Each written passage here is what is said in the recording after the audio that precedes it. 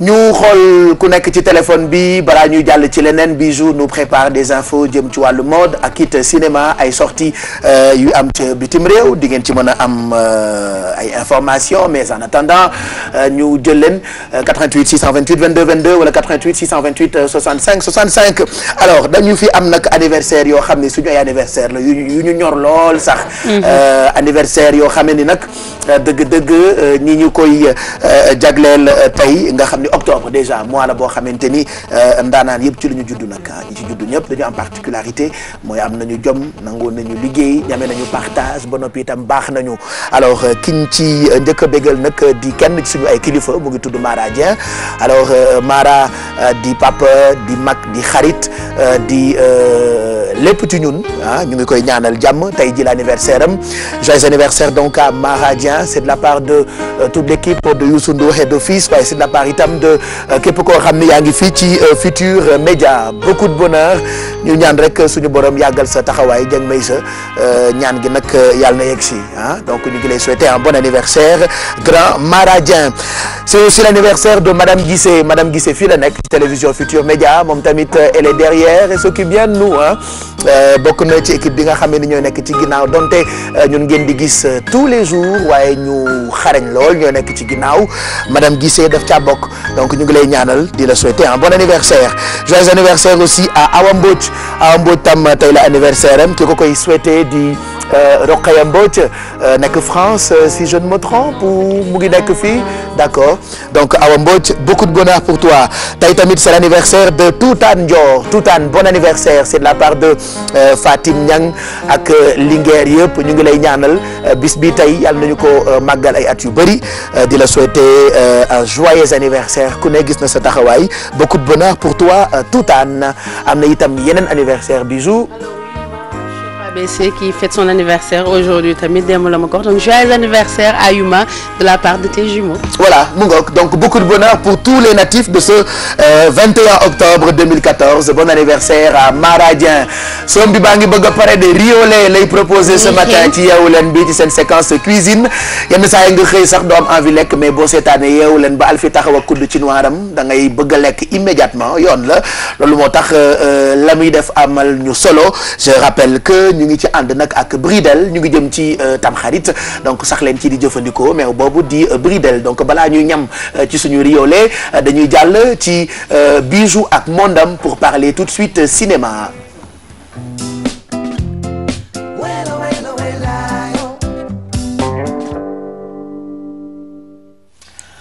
ñu jàll ci yi nga ñu indil tey say yëfi dof cinéma la ak.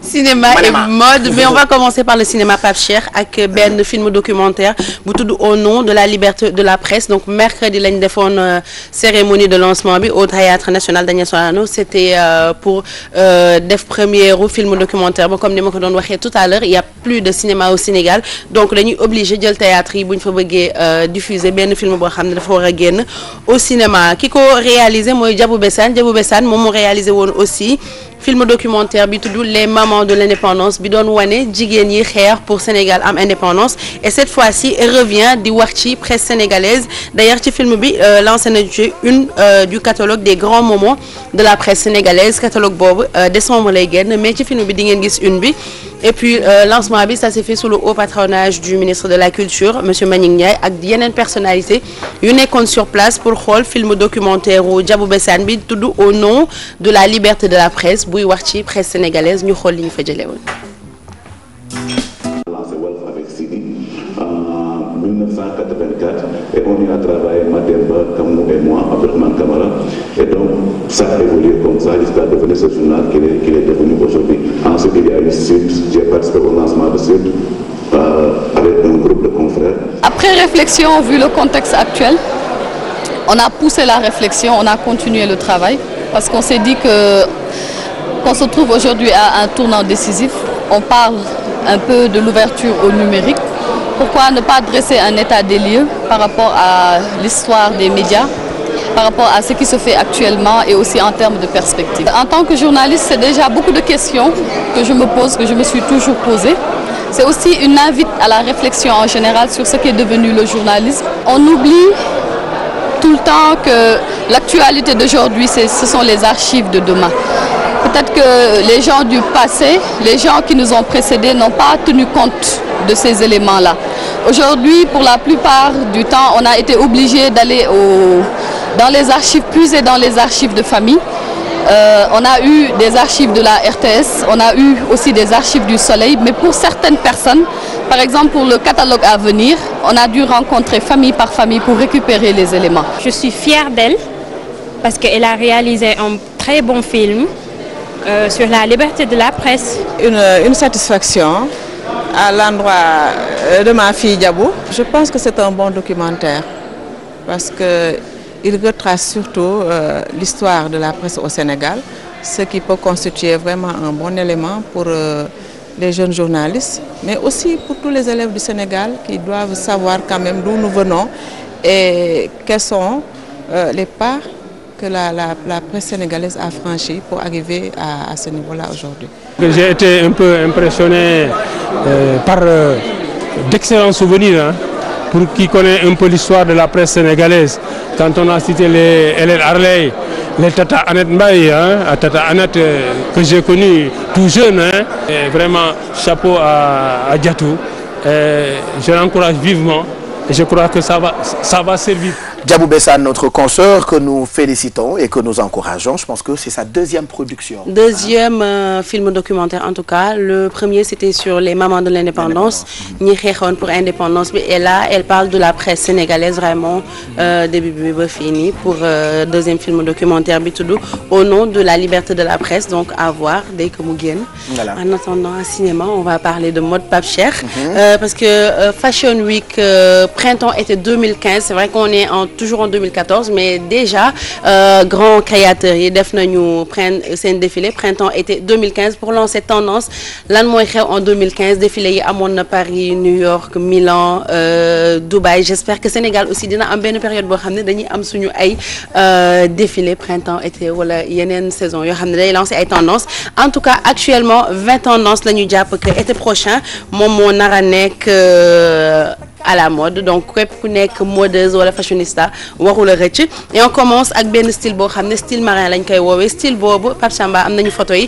D'habitude Jean-Paul Gaultier moo ko doon def, donc blanc ak ay rayures yu bleu wala bleu rayures yu blanc. Dañ ko doon génne ci défilé yi passé, c'était très fréquent. Jan Fosterberg def na ko wala tout simplement les filles en marin lañ leen di woowee. Parfois dañ doon sol juste ay veste yu bleu foncé ak ay gros boutons. Style bi nag dañ koy conseiller plus ci côté décembre bi.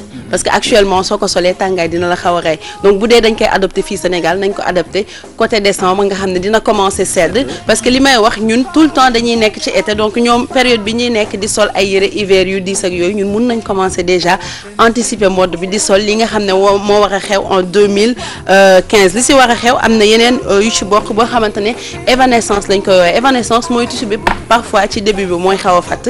Pape Samba am nañu photo yi. Après tissu bi day dem ba disparaître wala mu transparent carrément si suuf.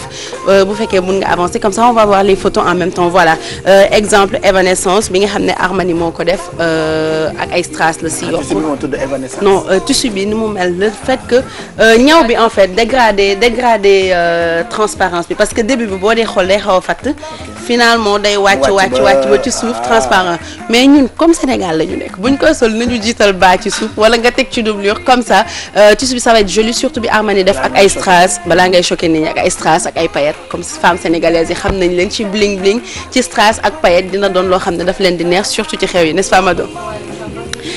Donc suñu jógee foofu on va parler de jean le danin bi nga xamante ne c'est indémodable, mais ren dañ ko gis ci podium de défilé yëpp lañ ko gis. Am na ñu koy def en total look, man moom j'ose pas encore sol jean ci kaw ba ci suuf, ou bien nga jël juste par petit bout soit benn chemise wala benn veste en jean wala benn jean déchiré sol ko. Parce que ça va être en mode. De toute façon jean du changer, mais ren dañu ko lancer vraiment tendance bi li changer mooy total look en jean bi pour ñu ko oser. Personnellement, j'ose pas encore parce que vraiment donc seul tu te dis que c'est too much. Oui. Je pense que c'est du denim en fait. li mooy denim bu gën a oyof donc ak leneen pour petite touche bi, parce que total look bi nii ñu ko gisee nii comme chez Stella McCartney wala Gucci, Chloé, j'arrive pas encore à le faire. On va essayer avec Kia parce que même Kia elle m'a dit aujourd'hui que parfois da koy essayer mais elle n'ose pas, elle trouve que ça fait too much et pourtant boo ko gisee nit sol ko day rafet ci yow lépp jean. Tu peux l'avoir en combinaison. Les combis reviennent ça passe parce que mën nga dugal chemise ci biir sol ko wala benn haut bu ndaw ci biir mais jean ci kaw jean ci suuf. Mais c'est possible, hein, mais c'est possible. Hein. Et on finit on peut s'habiller comme ça. Comme ça, c'est très possible mais man j'ose pas. Su ma gisee ko koy def par contre, je trouve que c'est joli. D'accord. Mais j'ose pas encore. Ça veut pas dire que Pape Cheikh encore. Si tu peux, cher. Tu as le droit. Non, je demande pour les gens qui regardent. Ah d'accord, je pensais que c'était pour toi. Non mais bye Jean. Je porte ce que je veux. Je demande pas d'avis quand je m'habille. Sauf mon habit pas cher. C'est ces temps-ci. Oui, ça c'est du sauf la vidéo. Ah, londonien quoi. Je pose des questions pour les téléspectateurs. Ils veulent savoir aussi, hein, est-ce que mën nañu sol jean. Total jean, c'est en mode, c'est en vogue, ça va sortir en 2015. C'est très joli, j'ose pas le faire. sama habit personnel xool ko doo nitu dara. Donc maa ngi xaar Alfie def ko parce que moom nee na elle va le faire. On va le faire ensemble les filles. Allez, on le fait ensemble. Comme ça ngeen booster ñu. Dinañu envoyer un SMS. Pour finir benn tendance bu xew ci défilé printemps-été 2015 yi. Parce que d'habitude dañuy wax que mannequin buy défilé ba 30 ans c'est fini. T'as plus le droit de défiler, kenn dootu la jël. Actuellement. À l'âge de 30 ans. 30 ans.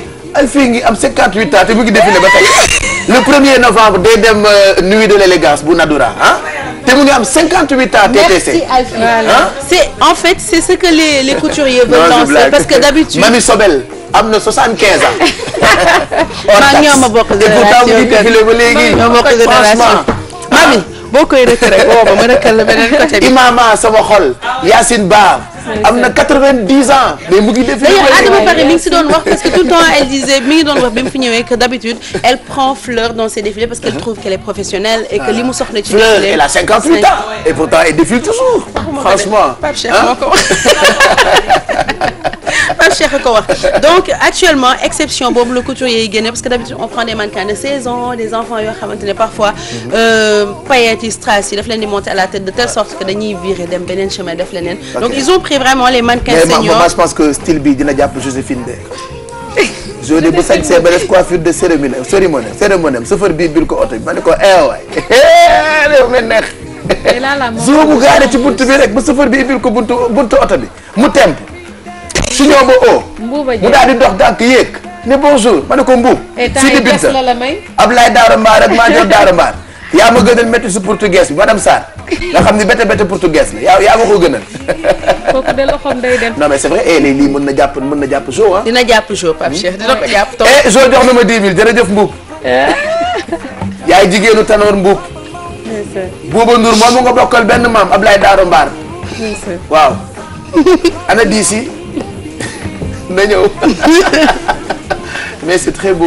C'est très beau et puis ki ko sol elle s'appelle Caroline Magret elle a 39 ans mannequin française la am nañ l'éthiopienne Lia Kédébé bi nga xamante ne ñu bëri dañ ko xam ci film Fleur du désert. Elle est mannequin international moom tamit défilé waat na. Y a l'actrice et mannequin américaine Maggie Reiser 36 ans elle a défilé pour Michael Kors Naomi Campbell aussi bi nga xamante ne actuellement elle a défilé presque 42 ans pour presque.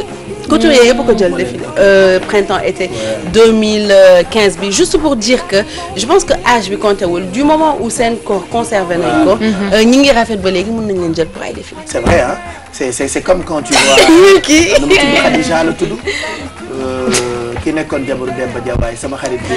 Khadija si waaw moom mais dafa mu ngi kii ba léegi. mu ngi seen morphologie silhouette bu nice silhouette bu baax mën na neex voilà. Et le 1er novembre dinañu gis Alfie si Plaza la nuit de l'élégance. D'ailleurs j'offre des entrées dès demain ci Yeewu Leen bi comme ça pour ñu bëgg a dem parce que ñu ngi may sonal ak dama bëgg billet pour dem nuit de l'élégance on en profite pour nuyu Nadoura mi nga xamante ni moo ko initié moom tamit jigéen ju am jom la c'est vrai jigéen ju jàmbaar la et que télévision Futur Média moo ko ciy gunge donc le 1er novembre ci la ñu amal nuit de l'élégance Sénégal même bu ñu amul ay présentation de collection de telle période il y a beaucoup d'événements yoo xamante ni à tout moment la ñu koy def ci mel ni nuit de l'élégance Adama Paris Fashion Week il y a aussi d'autres grands créateurs qui organisent. Il y a Collé qui fait son événement. Il y a aussi la vision. Voilà, il prépare son événement aussi. La nuit ronde. Si, parce qu'il y a des mannequins XXL aussi. Oui. Mado qui prépare donc son événement Filek 2015. Mais le 1er novembre, en tout cas, ñu ngi préparer la nuit de l'élégance dina am te si Plaza. Je vous offre des entrées dès demain. Et puis il y aura même des entrées pour le 31 octobre ca Grand Théâtre ca la ñuy defee fa la ñuy defee li nga xam ne 10 ans yu Soleil Levant. En même temps, peut-être demain, je vous offre itam des entrées pour ñi nga xam ne ñoo bëgg a dem seetaani soirée café avec White Party lay doon.